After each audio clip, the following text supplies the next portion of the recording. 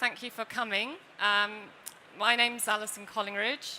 I've been based in Malaysia for now just over 6 years, and I've been working at the British High Commission in Kuala Lumpur for just over 5 years.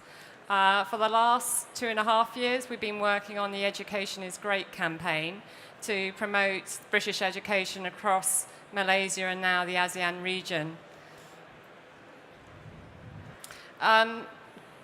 Today, I want to talk about what ASEAN is. I apologise to British companies that are already doing business in ASEAN and fully understand ASEAN, but I believe there are still a lot of companies that still don't really appreciate this region. I also want to talk about the size of the education market in ASEAN, and then, as I said, I want to talk about our campaign that we've been running to promote the British education offer. So, ASEAN, it's the Association of Southeast Asian Nations. It's a political and economic organisation aimed primarily to promote economic growth and regional stability. So it's similar to the European Union in that respect. There are now 10 member countries of ASEAN, with Singapore, Malaysia, Thailand, Indonesia, Philippines, Vietnam, Burma or Myanmar, Laos, Cambodia, and I hope that's all 10, but they're all shown here. But most importantly, where it's located. So this region's neighbours are China and India, two of the big powerhouses of Asia.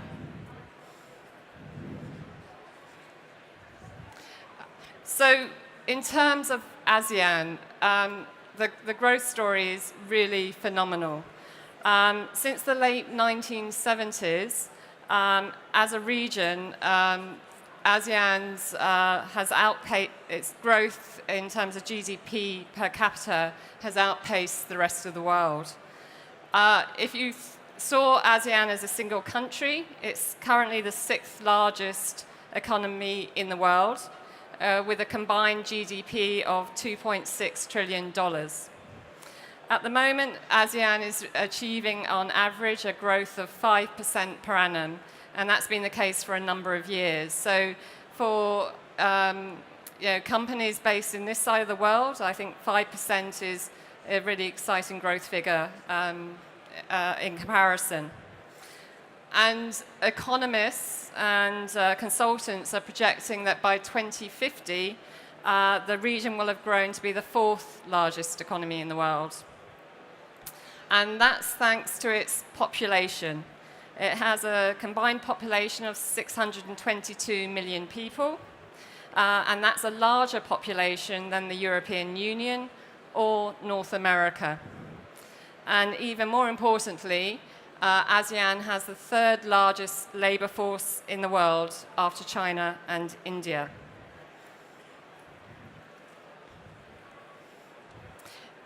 In terms of education, the region has already made great progress in improving access to basic education.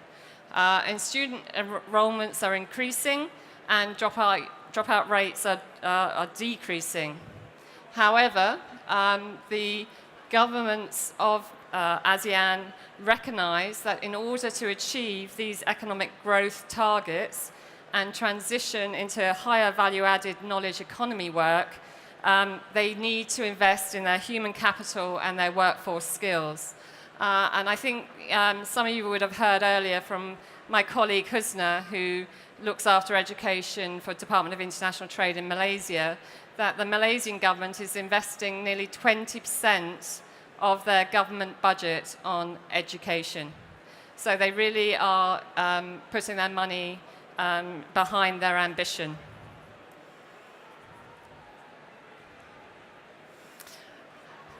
In terms of the region, we talked about the growth achievements of the region. Education is a big market, thanks to the high investment by the governments in ASEAN and the private sector. And according to our Massa Capital, they project that by 2020, that market will have expanded more than 50%. So it's a huge opportunity, and I would say to any British company that's not interested in accessing this market, I'd like to say ask them why. And in terms of this growth, there are strong reasons to back up. The region has a large school-age population. The region's population is predicted to continue to grow. Income levels are growing, and there's an increasing middle class. And that has led to a high demand for quality education. Asian parents will spend their disposable income on education for their children. I think education probably comes top of their spend list in terms of disposable income. Also, I think all the governments in ASEAN are fully aware of the impact of the fourth industrial revolution and the fact that technology is changing the world. And so the governments are heavily investing in technology. Yesterday we heard from the Deputy Education Minister from Malaysia about how they're investing in technology in their higher education and in their schools. And they see this as a huge opportunity. And in Malaysia, the Prime Minister, Najib, I think every other week he's talking about the fourth industrial revolution. Also, at the moment, there's a skills mismatch. The ASEAN countries are investing in their graduates, but like I think other countries, the graduates aren't necessarily got the right skills for the jobs that are being created. And as well as the skills mismatch, there's also a skills shortage. So increasingly, governments are also talking about technical skills rather than the classic higher education skills. So what are the big sectors in terms of education? So here, the team across ASEAN, we came together to look at the education opportunities, and these are the sectors that are seen as being the hot sectors to compete in. Early years. I think it's commonly acknowledged that early years and child development is critical to the future of children. Traditionally in ASEAN, because countries have been poorer, the uptake in early years education has been low. But as people are becoming wealthier, as more women are working in the workforce, as Asian families are changing and they can't necessarily rely on the grandparents, they are investing in sending their children to preschools. And this sector is growing at an exponential rate. Schools. The school-aged children constitute almost a third of the ASEAN population. So that's 208 million school children. There's also big growth in private schools using English as the medium of instruction. And this is estimated to grow significantly in the next 10 years. Again, this is an example of the Asian parents investing in their children's futures and recognizing that English is a prerequisite to succeed in the future. Higher education is another big opportunity. And interestingly, in ASEAN, more than 35% of higher education students enroll in the private sector. So there are a lot of private education institutions, and these are kind of locally run, who've twinned with overseas universities. So for example, in Malaysia, we have local institutions that have twinned with over 70 British institutions to offer British degrees locally, which we call transnational education. And we also have now seen British universities coming out to the region and setting up branch campuses to provide a British undergraduate degree at a cheaper cost than sending international students to the UK. As I said, there's a skills shortage, so the demand for technical vocational education and training is significant and is growing substantially. Again, I apologize, I keep giving Malaysia as examples because I'm closer to Malaysia, but Prime Minister Najib has, there's 8 government ministries that have a role in TVET. And he's now produced a TVET working council to bring all those ministries together because they recognize that they need to be providing more TVET and having more of their youth come out with technical skills and vocational skills. But I'm sure that my colleagues from Thailand and Indonesia can tell you very similar stories. And Vietnam, I think Vietnam are here today as well. Education technology. We can see today that there is amazing education technology, and the uptake of technology is faster than ever. And this is driving demand for technically skilled workers, and education technology is increasingly being integrated across the education sector. And that's not just the private schools. Governments are investing heavily in education technology in the state sector. In fact, they see education technology as an opportunity for more equality in terms of education. And so, there's a lot of investment in technology to support the children who are in the rural areas who can't necessarily get to school so easily. So, yeah, there's, the opportunities are vast.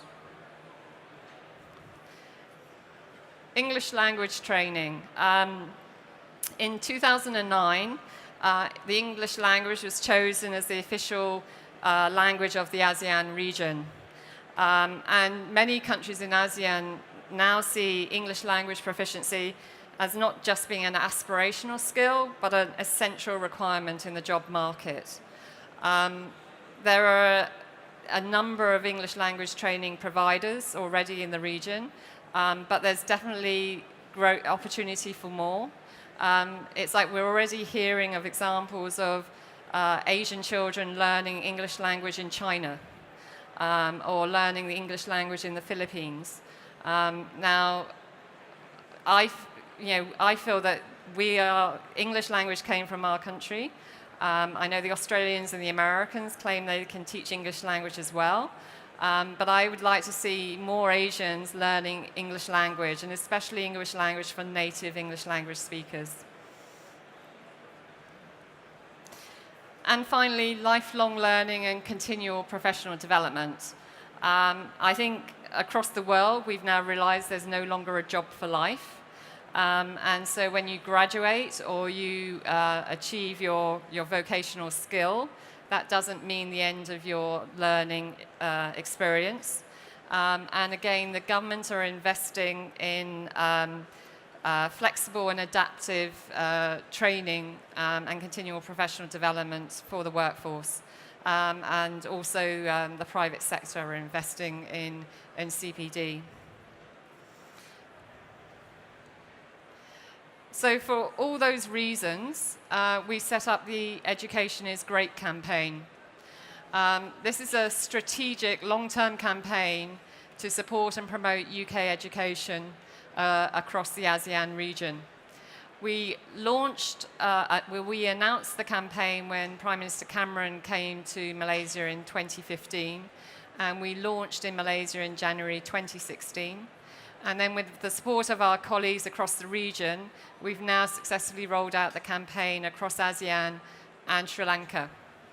To date, with our partners' considerable support financially and in kind, we estimate we've spent about £2 million on the campaign over the last 2.5 years. So, in terms of the campaign, I think our overall objective is for the UK to be ASEAN's education and training partner of choice. We're in a strong position. The UK has a strong offer in terms of education, but we can't afford to be complacent. And that is why we have developed this campaign to promote British education, because we do have the competition snapping at our heels. I've said earlier today, the British brand is seen as a quality, strong brand in terms of reputation and heritage and innovation. And via the Education is Great campaign, we are looking to support as many British companies as possible to take advantage of that competitive advantage that we have. And the more exciting, innovative, successful British education companies that we can bring into the region, the Asians will recognize how we will kind of prove what they believe in terms of you doing your business in the region. And this campaign is aimed as a win-win. So as well as promoting our British education and selling our British education, coming to the region, you will be supporting the region's economic development and their nation building. So it's a great place to be. In terms of the strategy, what we have done is look to try and join up the UK education offer. So from preschool through to alumni, with university, higher education, TVET and professional bodies in between, we're looking to try and sell the UK education offer on a holistic basis. So our aim is that an Asian child will go to a British preschool, will then go on to a British international school, then will go on to do higher education or a British TVET qualification, will then effectively become a British international alumni, and then as they go into their careers, they join British professional bodies. And this is all underpinned by the English language, which is a really strong competitive advantage that we have. So examples of how we've joined up the UK education offer. We now have British universities based in the region hosting workshops for children from British international schools. So these are the future students for these universities. And surprisingly, they weren't doing this until we started the campaign. Also, even more exciting is that we now have British companies doing business across the region. So earlier this week, we witnessed University Nottingham, Malaysia. Nottingham University has a branch campus in Malaysia, have now linked up with Laos, and they're going to offer foundation degrees in Laos. So these students in Laos will do a foundation degree, which then hopefully means they then go to Malaysia to do their final degree. So we're looking at how we can combine the UK education offer not only across sectors and age groups in terms of the child's experience, but also across countries.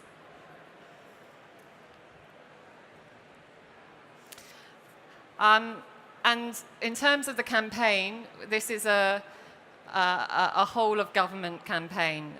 We have this term 1HMG, and we've come together, the Foreign and Commonwealth Office, with the Department of International Trade, with the British Council, also Visit Britain in terms of tourism, and UK visas and immigration to promote British education across the region. And as I said, we work very closely with partners. These are our strategic partners, the UK ASEAN Business Council. If you don't know about them, I think we've got 2 colleagues from the UK ASEAN Business Council here today. They can support you here in the UK, along with DIT colleagues in HQ, our education colleagues here as well, to help you get you into a right place before you come across to market and attend a mission. We've also partnered with Walton Park who run thought leadership conferences, which has helped us to access education ministers and decision makers who have access to bigger budgets. As you can see, we work with Bett, and we're here at Bett, and we also have Bett Asia that is going to be in Kuala Lumpur this year. And I would encourage you to come to Bett Asia in November. The Training Gateway, I don't know if Amanda's here. Training Gateway run missions to our region in different sectors, including education.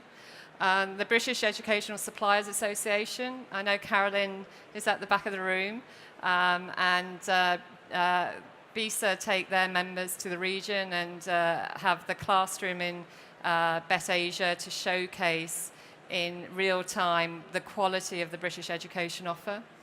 And we've also partnered with F1 in Schools, which is a British STEM school competition. And it was created in the UK. It's been adopted in Malaysia, it's been adopted in Singapore, but not all countries in ASEAN. So our ambition is to actually have F1 in Schools running across the region as we progress in the campaign. We also have over 200 campaign partners. A number of these have been recruited in Malaysia, and these comprise education institutions, universities, schools, British education providers, service providers, sponsors, companies that have an interest in supporting the education sector. And here's an invitation for other British education companies who are active in the region to join our campaign. And if you qualify, you can use the Proud to Support Education is Great logo. As I said, the British brand sells in this region, so there's a huge value in adding this brand to your marketing material to identify yourself as being a British product. And you can either contact me to find out how to join, and we also have our campaign microsite. As I said, the campaign's been running for over 2.5 years, and we've been running a series of strategic regional activities. And looking forward, we're going to be running a Wilton Park Thought Leadership Dialogue in Bangkok in March. And the British Council's Going Global International Conference is going to be taking place in Kuala Lumpur in May. And I'm here today at Bett to promote the ASEAN region and our campaign. We've also produced a number of marketing resources. We have the microsite. We have a brochure that hopefully there's a copies on the bench here. This kind of highlights all the opportunities in each of the markets in the region. We've also produced a magazine to promote the UK higher education offer, which again has been designed to appeal to the students, the potential students and their parents. And we've got a wealth of UK Education is Great brand materials. We've also have commissioned market research to help develop our strategy, and we have an ongoing social media campaign to promote the UK education offer using infographics and video. I think as a marketer, the most effective way to market a product is through happy customers. And in Malaysia, we have recruited 4 celebrity Education's Great brand ambassadors who have had a British education. I'm not sure if people know these faces. In Malaysia, they're all known. In the top right is Dato Seri Nazir Razak, and he is the chairman of CIMB Bank. He also happens to be the Prime Minister's brother. Datuk Professor Jimmy Chu OBE. I think all the ladies will know Jimmy Chu. And then we've got Dato Seri Rohana Rosan. She's the CEO of Astro. Astro. So Astro is the biggest TV company in Malaysia. And then we've got Tan Sri, Tony Fernandez, CBE, who's the chairman of Air Asia and Tune Group. He's an Epsom College alumni, and he loved the British education so much, he's now set up an Epsom College in Malaysia. So we have a lot of Malaysians who actually are helping promote and support the British education offer.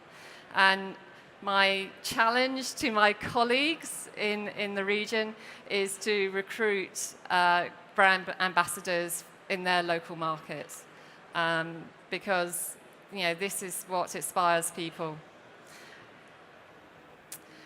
So our plans going forward, as I said, we're running a thought leadership dialogue with Wilton Park. We have a Chartered Management Institute inward mission to Singapore and Malaysia and Hong Kong in April. British Council's Going Global event in KL in May. And we're running an Asia Employability Forum on the back of Going Global. And we've commissioned some market research to look at what is the return on investment for investing in a British education. So hopefully that will be an exciting opportunity to better sell our higher education to international students.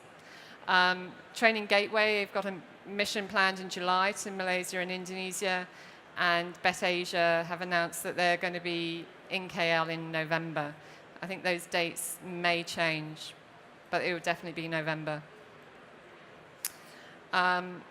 And we will be running another Wilton Park in 2019. We plan road shows across the region. We, as I said, want to roll out F1 in schools across the region. We will continue to have the campaign microsite.